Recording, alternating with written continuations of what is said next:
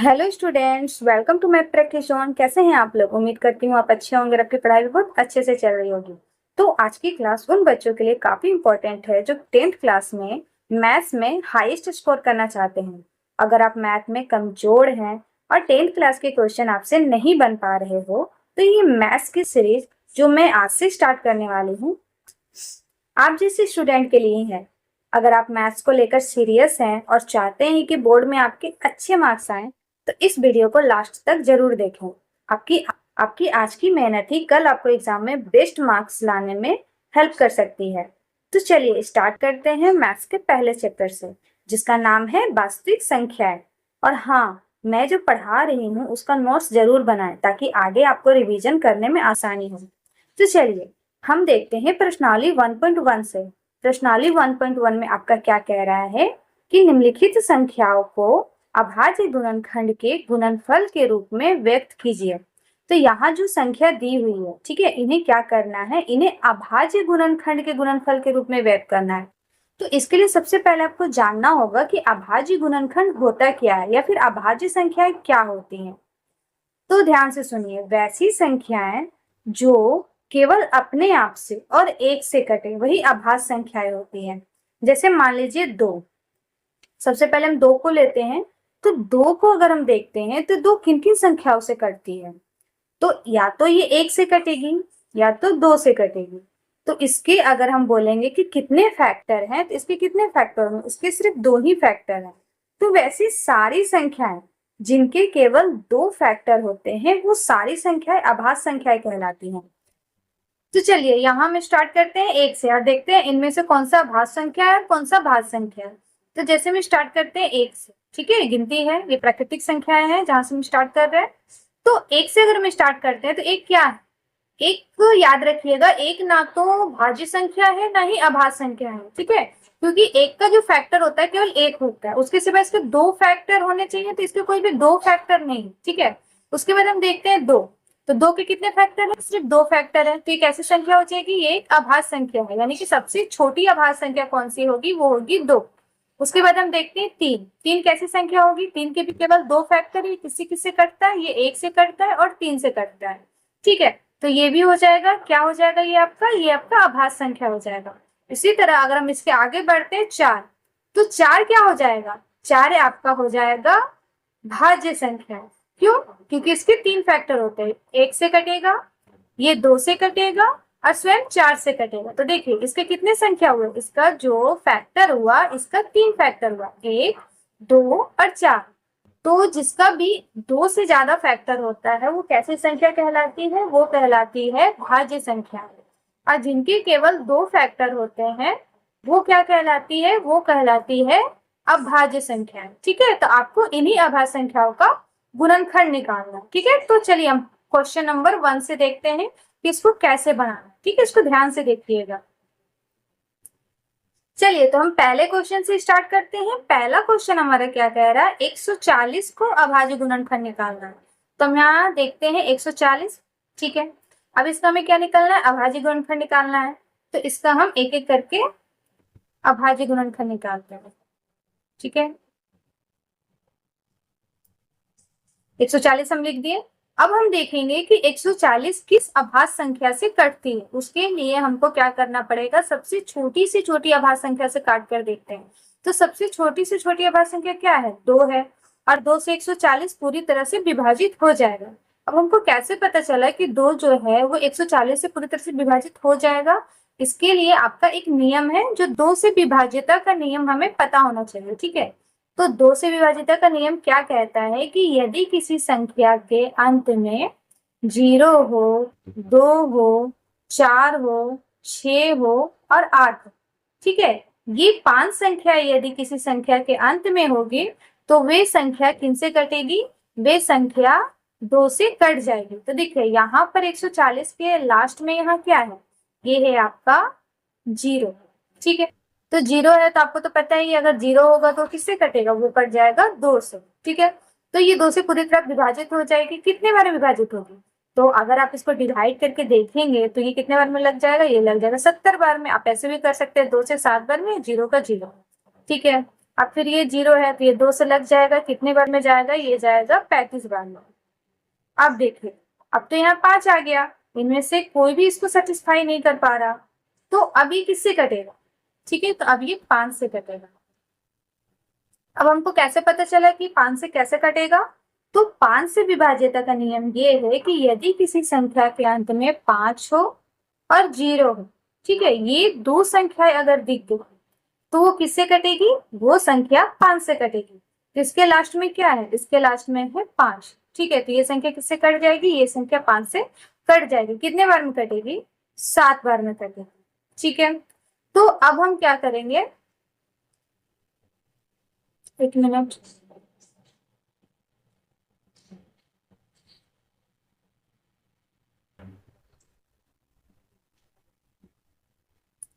अब यहाँ पर क्या करेंगे, यहाँ पर लिखेंगे 140। ठीक है, बराबर देंगे 2 गुने 2 गुने 5 गुने 7। ठीक है, ये इसका गुणनखंड है। कैसा गुणनखंड है? ये इसका अभाज्य गुणनखंड है। अभी भी एक स्टेप आगे जाएगा। ठीक है, यहाँ पर कितने 2 है? दो है, तो ये 2 का स्क्वायर हम इसको कर देंगे। ठीक है, यहाँ पर एक 5 है और एक 7 है, तो ये इसका क्या हो जाएगा? ये हो जाएगा इसका आंसर।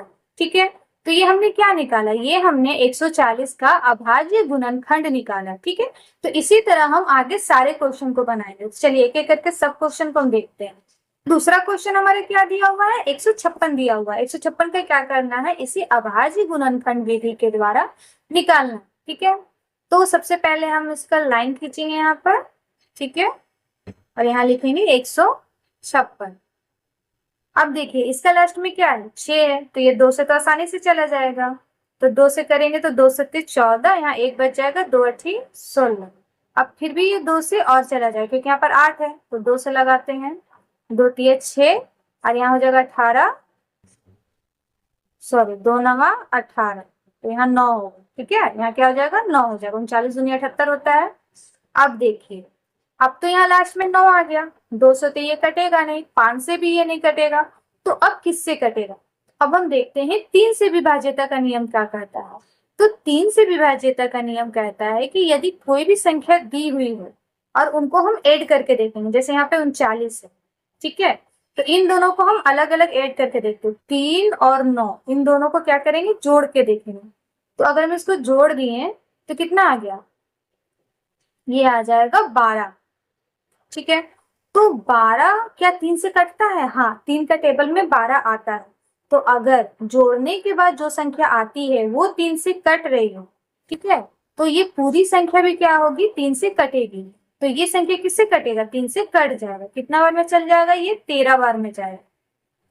ठीक है, अब 13 किससे जाएगा? तो 13 जो है वो 13 से एक बार में चल जाता है। ठीक है, अब हम आगे इसको लिखेंगे 156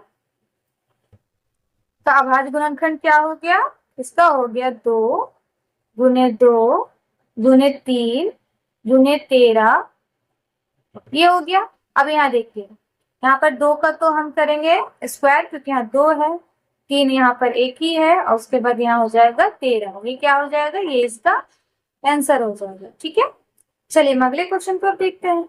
नेक्स्ट हम क्या देखते हैं? नेक्स्ट हम देखते हैं 3825 को। ठीक है, इसका क्या करना है? अभाज्य गुणनखंड निकालना है। ठीक है, तो चलिए हम इसको लिखते हैं।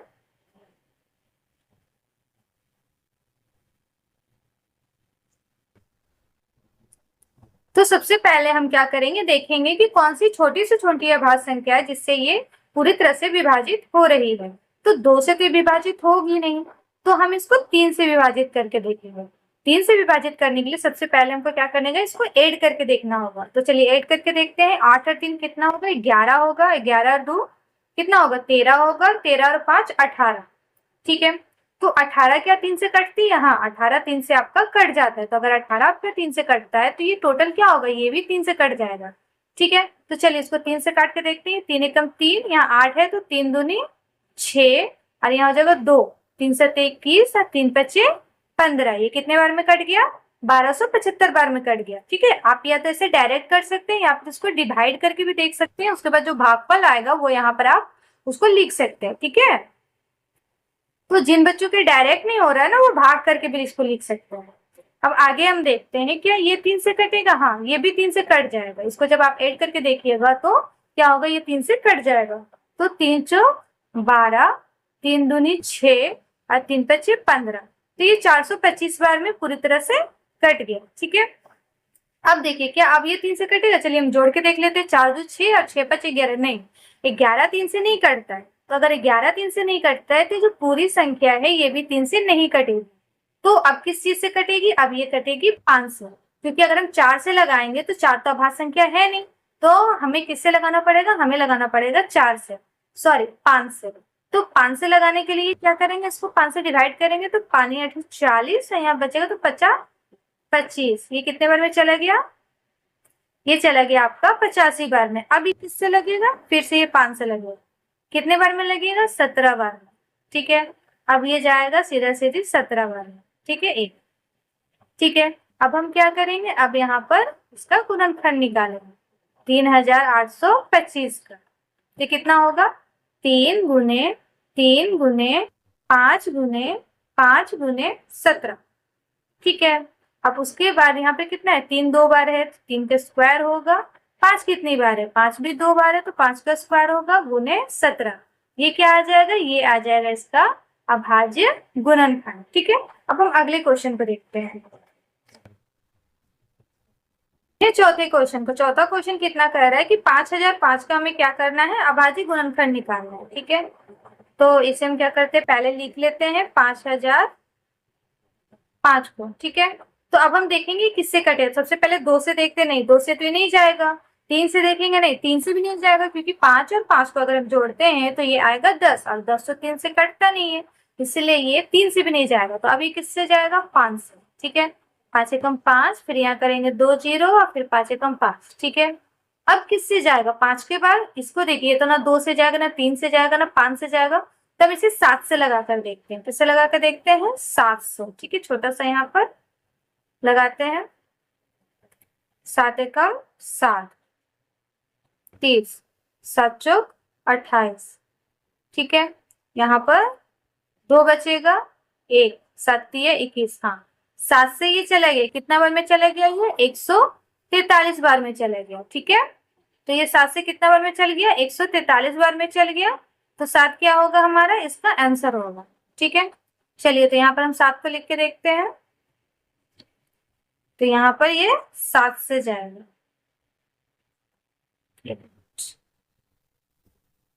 ठीक है, तो अब 7 से कितने बार में जाएगा? तो 143 बार में। अभी हमने भाग लगाकर देखा था, कितने बार में गया है? 143 बार। अब ये किससे जाएगा? क्योंकि 7 से नहीं जाएगा, यहीं पर हम भाग लगाकर देख सकते हैं। 7 दूनी 14, फिर भी 3 बच जाएगा। 8 से भी नहीं जाएगा, 8 तो वैसे भी भाज्य संख्या है। 9 से भी नहीं जाएगा। अब 9 से कैसे पता चला कि नहीं जाएगा? तो याद रखिए, जब भी इसको ऐड करेंगे, ठीक है, उसके बाद वो संख्या अगर 9 से कट जाती है तो पूरी संख्या 9 से कट जाएगी। देखिए 4 1 5 और 3 8, 8 क्या 9 से कटता नहीं, तो ये संख्या भी 9 से नहीं कटेगी। 10 से भी नहीं कटेगी, क्योंकि 10 से यदि कोई संख्या कटेगी तो उसके पीछे 0 रहना अनिवार्य है। अब देखते हैं 11 से, कि 11 से कटती है कि नहीं। ठीक है, 11 से लगाते हैं 143। 11 एकम 11, यहाँ कितना बच गया? 11 3 33। हाँ, ये किससे कट गई? ये कट गई 11 से। कितने बार में कटी? 11 से 13 बार में। तो यहाँ क्या लिखेंगे? यहाँ लिखेंगे 11, और ये कितने बार में कटी? 13 बार में। अब यहाँ क्या करेंगे? 13 से लगाएंगे 1 बार में। ठीक है, अब हम देखें यहाँ पर अभाज्य गुणनखंड निकालते हैं इसका। 5005 का क्या हो जाएगा? ये 5 गुने 7 गुने 11 गुने 13। ठीक है, यहाँ पर कोई भी संख्या रिपीट नहीं हुई है, इसलिए कोई भी स्क्वायर नहीं होगा, डायरेक्ट यही आंसर होगा। ठीक है, अब हम अगले क्वेश्चन को देखते हैं।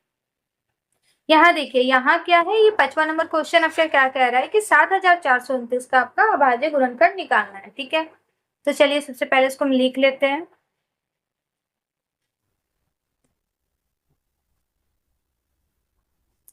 तो ये जो सवाल है यहाँ पर, ये बहुत ही कंफ्यूज करने वाला है कि किससे कटे, क्योंकि ना तो 2 से जा रहा, ना 3 से जा रहा, ना 5 से जा रहा, ना तो ये 7 से जा रहा। तो ये किससे जाएगा? ठीक है, तो आपको मैं बता देती हूँ, ये जाएगा 17 से। किससे जाएगा? ये जाएगा 17 से। तो कितने बार में ये 17 से चल जाएगा, ये चल जाएगा 437 बार में। ठीक है, आप इसको डिवाइड करके देख लीजिएगा, ये कितने बार में चल जाएगा, ये चल जाएगा 437 से चल जाएगा। ठीक है, उसके बाद अब ये किससे जाएगा, अब 437 से 17 से नहीं कटेगा, तो अब ये कटेगा 19 से। ठीक है, 19 से कितने बार में कटेगा, 19 से ये कटेगा 23 बार में। ठीक है, अब डिवाइड कर करके देखते रहिएगा। अब ये किससे, 23 तो 23 से पूरी तरह से चला जाएगा, कितने बार में, एक बार में। ठीक है, तो यहाँ हम लिखेंगे 7429, ये किससे कटा है, इसका भाज्य गुणनखंड हो जाएगा 17 गुने 19 गुने 23।